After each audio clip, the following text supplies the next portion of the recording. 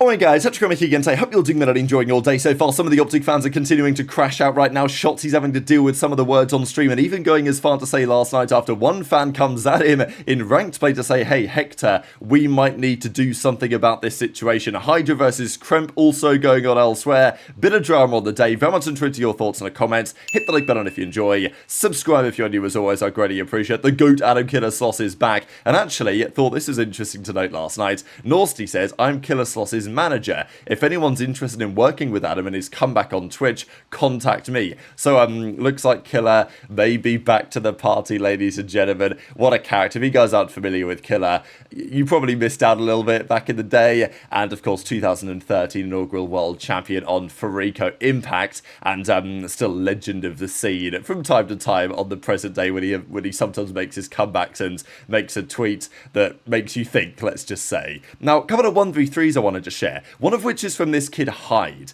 Now, Hyde's been playing a lot of Money 8s with the pros. I don't think he's even 18 yet. Like, he's just a young up-and-coming S&D kid, basically. The type of kids that you'd have a lot of back in the day.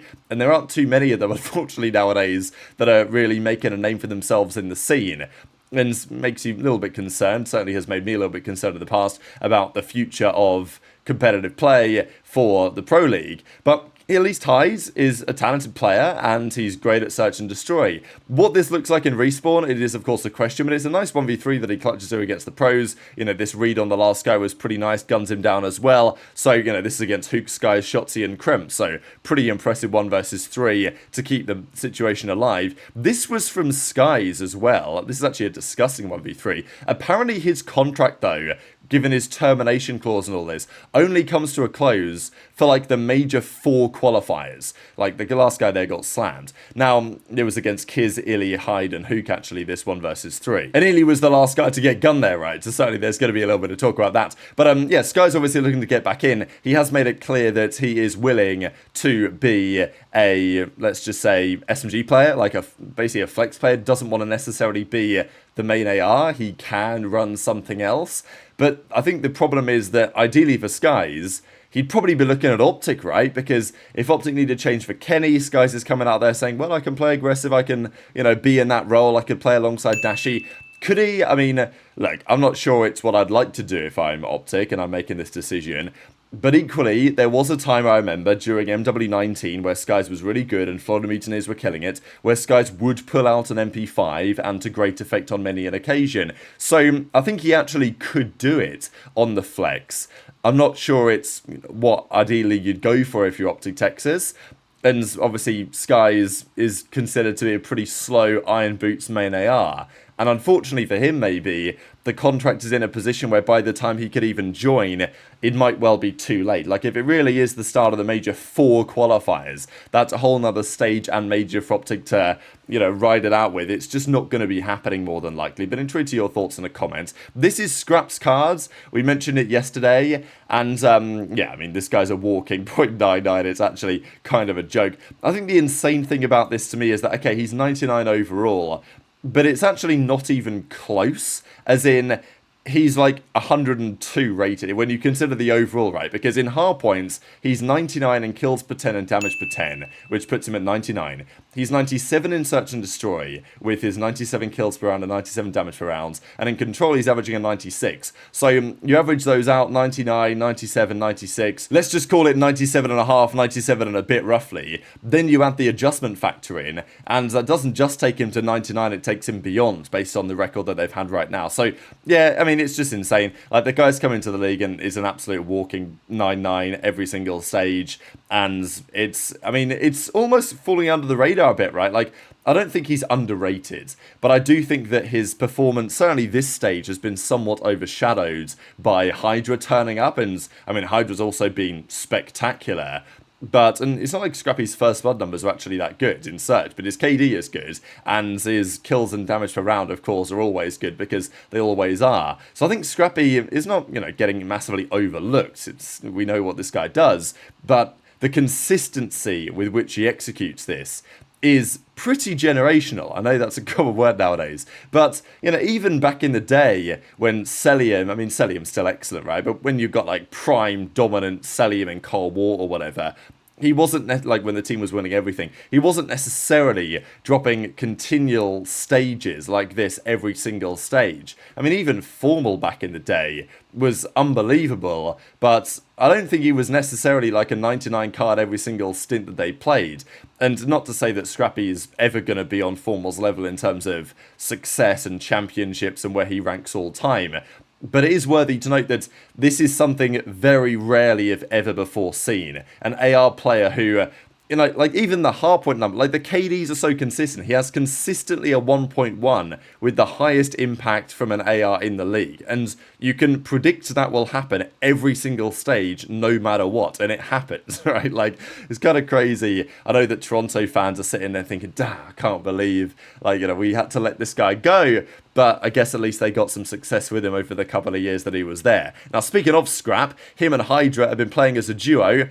Pretty scary for the other teams with a HyDra Scrap duo, certainly when they're running around like this in Search and Destroy. I think Scrap's, like, his numbers as well are obviously insane, but I do often tend to think that his gunny is almost unparalleled. Like, we talk about Dashy's raw aim, and Dashy's raw aim is unbelievable, but Scrap's raw aim is, to me, it's right there with Dashy's, and, you know, it probably has to be given the numbers that they have. So anyway, these guys are running around, they get the kills, they eventually trade out these gunfights, HyDra gets this kill, and then they win the round as well. So it's like, you find yourself in a 2v3 against those guys, good luck anything happening other than you losing the round. Now, this is a pretty funny map set, really. They were talking a lot of trash, and HyDra was cooking Kremp a bit. Now look, is Kremp actually top 48 in the world? Probably not. I think he's significantly better than that right now. The New York team has been very good.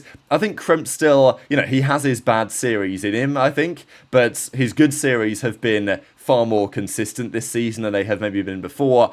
And I think in many respects, that Thieves team last year, a lot of those guys have leveled up on the Thieves team and have continued to show out, right? I mean, Ghosty was the only man that remains, but Nastie this year looking really good on Surge, JoeDeceives looking real good on Ultra, and Kremp, it's the same story on New York. So it's nice to see that talent kind of get developed there on Thieves to some degree and now spread around the league. But yeah, HyDra's obviously not going to mince his words here. But I'll share that clip as we share this clip here from Shotzzy dealing with a bit of a situation. Now, I'll also mention real quick, there was a little bit of talk about this because Scump is here on the protocol running an AR. People saying, oh, Scump's got an AR in his hand. Is it time? Is he coming back in? This was a funny clip though, because this second guy decides to just absolutely fly out of the top window. And to be fair to Scump, the guy actually did get like 2 bullets on him. But you know, you're probably not going to win that gunfight very often unless you literally are Shotzzy. That is certainly one of the gunfight chals of all time. I wonder if he knew that it was Scump and he was like, I'm world star in this guy. But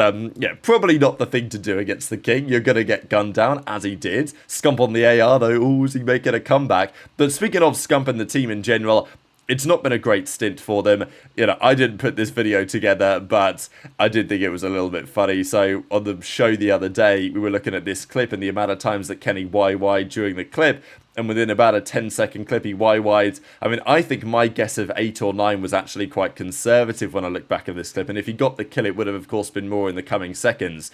The most notable one, of course, here was the fact that he hopped up, had a couple of shots in, ducked behind cover, popped a YY, and then came back out again and chowed, and then, of course, died because he was just walking straight into a pre-aim. So, you know, look, I'm not going to really beat the horse to death too much, whatever they say, beat a dead horse, because everyone knows about this, but it does seem to be a bigger issue than it's been before. It's not like he hasn't YY'd before, like for sure he has in previous years. He was even doing it all the time in World War II when he was the best SMG in the game. But there was just so many occasions nowadays when you look at it and you feel like it's affecting his play and his gunfights. And it's something that OpTic fans, of course, are not going to be happy with. So Shotzzy turned the stream on, he was playing some ranks, and there was a clip here of this guy, after the ranked game was over, giving it large to Shotzzy, really. The funny thing is, this guy, I mean, people were saying that he kind of sounds like Scump, the guy talking. Like, sounds a bit like Scump, maybe a bit like Nadeshot. I don't know what you guys think about that. Obviously, the quality isn't the best. It's an in-game microphone and game chat and all this stuff. But still, it's a comment that was made that Shotzzy, I think, you know, it's not like these comments aren't made sometimes, but I think Shotzzy's default response to it would typically be to laugh, you know, to have a good time with it if the team was in a good spot.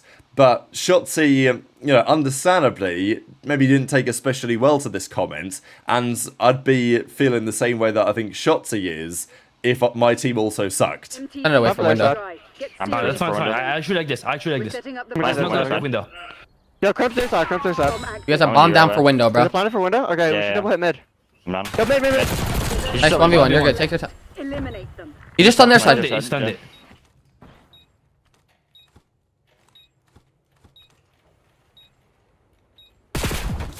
Get off this? Yeah, he's stable. I promise you. He's probably top 48 in the league right now. Holy This guy is from office, promise you. Office 48. is crazy. He's 12 teams, he's top 48. The enemy's defused. What the fuck is this? Take it. Get ready. Yeah. That's insane. I can't lie, that's insane. That's right. I thought I played a This guy good stunned the bomb one. and went back off. It's GG's. You I can't read thought I this. played a good one, and this goes back off. Can't read this. Good shit.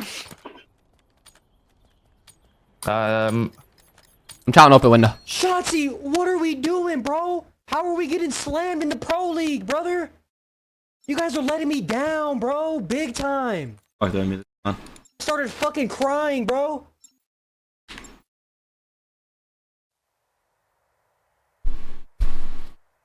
Same shit, different game, bro. I'm telling you, man. Yo, Hector, we gotta do something, brother. What's happening? So I think it's understandable that many of the OpTic fans feel frustrated. They feel this way about the way that things are going right now. The other piece, though, to the puzzle is, well, his perspective, what he said at the end, when he was like, Hector, we gotta do something right now. I don't know what you thought that meant, if anything, but it was talked about, right? Because Shotzzy is saying, hey, Hex, like, you know, the fans aren't happy right now, and nor should they be happy right now. They're calling out, they're saying, like, you guys gotta level it up, like, what are you doing, right? You're letting me down every weekend. And as a fan, totally understandable that they would feel that way about the way that the team is presently performing. And we've talked about how it may affect the event as well. You know, how many people are even going to be at the event. Like, it may be affecting OpTic's bottom line is the end of the day, when the event may not be as well supported. There may not be the footfall on the Saturday and Sunday that they would like, if OpTic are already out of the tournament. So, you know, it's important from like a business perspective. It's not just like, oh, well, they're losing, but, you know, whatever, it's fine. Like, we're still getting the sponsor money and all this. Like, it actually, they're playing badly is going to affect the team and the finances to some degree in due course. And obviously it's also affecting the fan base, right? They're not enjoying the circumstance. And then when Shotzzy says, hey, Hex, we got to do something, okay, maybe that's like, look, we've got to level up, we've got to make sure that these fans are happier and all this. Or maybe it's like, hey, we might need to make a change. That's how it could be read, is to say, maybe it's time that we do something. And maybe they already want to do something, but they're waiting for the ring ceremony. Who really knows? But yeah, tomorrow, Thieves play OpTic Texas, and Thieves are currently 5-0 this stage with a 15-1 map count. OpTic are 0-5 this stage with an 0-15 map count, which is, you know, absurd. It's funny that if Thieves just decided to lock in and they didn't throw that game 2 against the Falcons, right? Because let's be honest here, did they really try that game 2 Skyline search against Falcons? Not as far as I'm concerned. If they locked in and they just won that map, which I'm sure that they could have done if they really wanted to, there'd have been 15-0 map count. OpTic would have been 0-15, which would have been prettier for our graphic, but that's not how it is. But in terms of like win-loss and stuff, if you look at the different game modes in Hardpoint, in Search, certainly in Hardpoint is, and even Control is pretty rough. Like, I mean, in Control, it's just difficult to even say where you go. Like, Vault, Thieves are 4-0. They're 6-0 on Protocol. They're 7-2 on Hacienda. OpTic actually have won some Haciendas, 3-2, but they've lost every Protocol and they've won a single Vault in recent times. So, you know, the Control, it's just not even a contest, really. I mean, look at the recent Control win percentage, 17-2 for Thieves, 4-11 for OpTic. And it's not like the Hardpoint is all that much better either. But yeah, very much intrigued to your thoughts and all this stuff, as always, in the comments section below. Hit the like button if you enjoyed, subscribe if you're new, take care, and I'll see you next time.